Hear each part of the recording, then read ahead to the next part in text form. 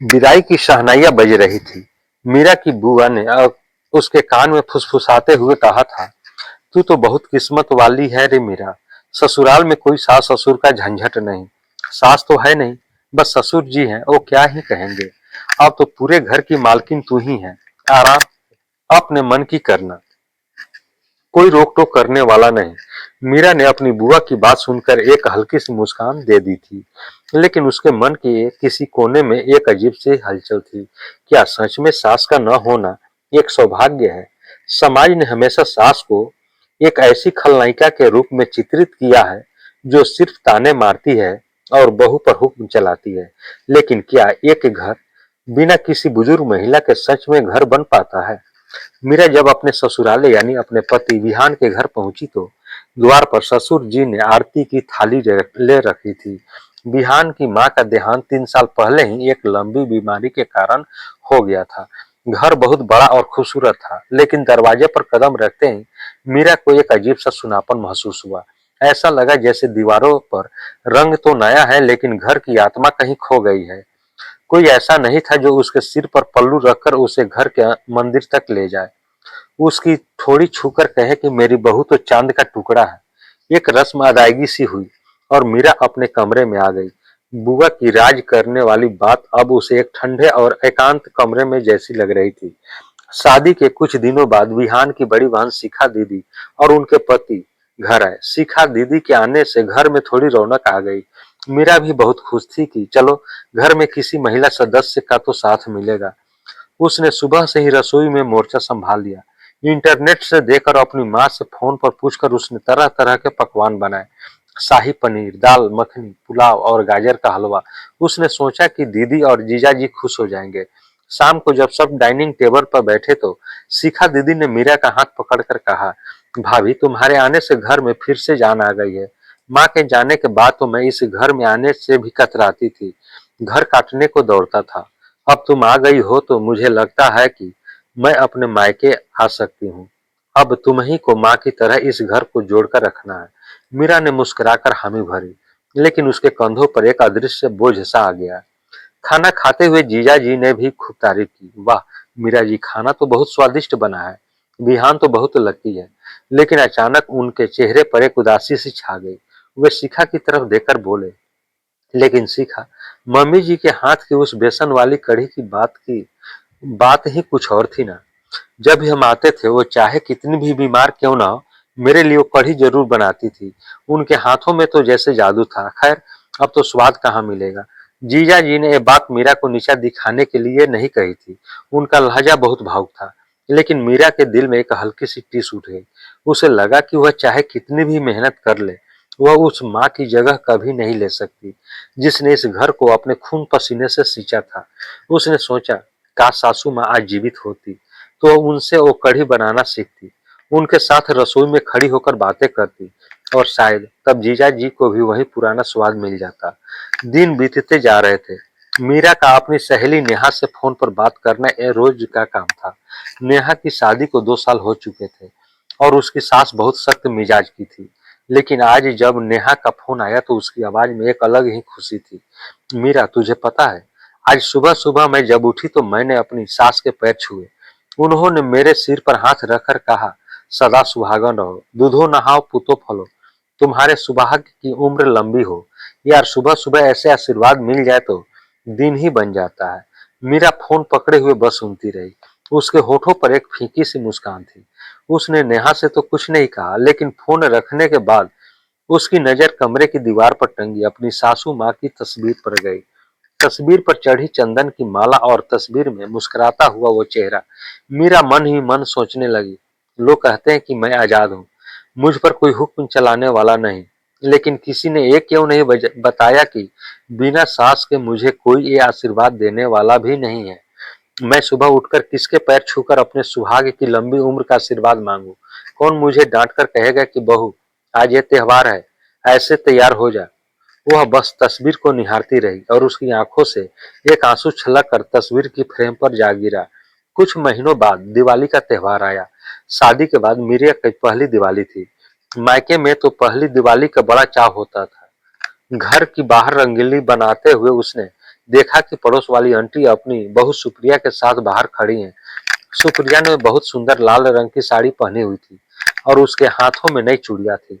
मीरा ने जब सुप्रिया की तारीफ की तो सुप्रिया चहकते हुए बोली, अरे भाभी, ये सब तो सासू माँ की मेहरबानी है। आज सुबह ही उन्होंने मुझे अपने संदूक से निकाल कर ये पुश्तैनी साड़ी दी है। बोली कि पहली दिवाली है, मेरी बहू सबसे सुंदर दिखनी चाहिए। और तो और उन्होंने मुझे रसोई में घुसने तक नहीं दिया, सारा काम खुद कर रही है। मीरा ने अपनी साधारण सी साड़ी की तरफ देखा। बिहान ने उसे बहुत महंगे तोहफे दिए थे। ससुर जी ने भी उसे शगुन का लिफाफा दिया था। लेकिन एक सास जो अपनी बहू का श्रृंगार करवाती है, अपनी पुरानी जेवर और साड़ियों में से चुनकर कुछ खास देती है, वो प्यार और दुलार मीरा के पास नहीं था। उसके पास आजादी तो थी, पर वो स्नेह बरसाने वाली सास नहीं थी, जो उसे एक बेटी की तरह सजाए संवारे। उस दिन दिवाली के दियों की रोशनी में भी मीरा को अपने घर का आंगन थोड़ा अंधेरा ही लगा। त्योहार बीतने के बाद एक दिन शिखा दीदी का फोन आया। बातों बात में उन्होंने पूछा, भाभी, शादी को इतने महीने हो गए, तुम दोनों कहीं घूमने नहीं गए? विहान को बोलो कि तुम्हें हनीमून पर कहीं बाहर ले जाए। आखिर शादी के बाद का यही तो समय होता है घूमने फिरने का। रात को जब विहान ऑफिस से आया तो मीरा ने चाय देते हुए बहुत प्यार से उससे पूछा, विहान, मेरे मायके वाले और दीदी भी पूछ रहे थे कि हम कहीं घूमने क्यों नहीं गए। क्या हम कुछ दिनों के लिए शिमला या केरल नहीं जा सकते? विहान ने चाय का कप मेज पर रखा और एक गहरी सांस ली। उसने मीरा के हाथ अपने हाथ में लेकर कहा, मीरा, मैं जानता हूँ कि हर नई शादीशुदा जोड़े की तरह तुम्हारे भी कुछ अरमान है।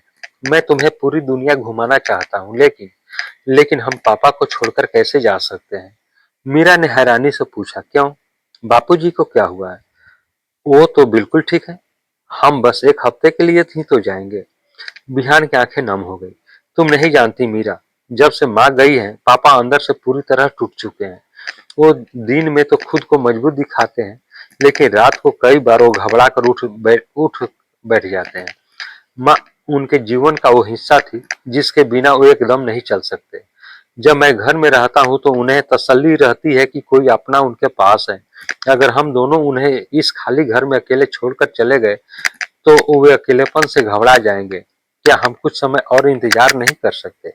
मीरा ने विहान की आंखों में उस बेटे की पीड़ा देखी जो अपनी माँ को खो चुका था और जब अपने पिता को खोने का डर से जूझ रहा था। मीरा ने तुरंत विहान का हाथ कसकर पकड़ लिया और बोली, मुझे कहीं नहीं जाना विहान। बापूजी हमारे लिए सबसे पहले हैं। जहाँ हमारा परिवार है, हम वहीं मेरा सबसे बड़ा सुख है। विहान ने राहत की सांस ली, लेकिन मीरा के मन में एक और फिर बात गूंज उठी। अगर आज सासू माँ होती तो बापूजी अकेले नहीं होते। अगर वो होती तो शायद वो खुद हंसते और विहान और मीरा को आशीर्वाद देकर विदा करती और कहती कि तुम दोनों घूम कर आओ, हम बूढ़े बुढ़िया तो घर ही संभाल लेंगे। उस रात मीरा को नींद नहीं आई। वह चुपचाप उठकर बापूजी के कमरे की तरफ गई। दरवाजा थोड़ा खुला था। उसने देखा कि बापूजी अपनी पत्नी की तस्वीर को हाथ में लिए चुपचाप बैठे थे। उनकी आंखों से आंसू बह रहे थे। मीरा का दिल भर आया। उससे समझ आ गया कि जिस राज और आनंद की बात उसकी फुआ और सहेलियां करती थी, वो सिर्फ एक छलावा है। असली आनंद तो भरे पूरे परिवार में होता है, जहाँ बुजुर्गों की डांट में भी प्यार छुपा होता है।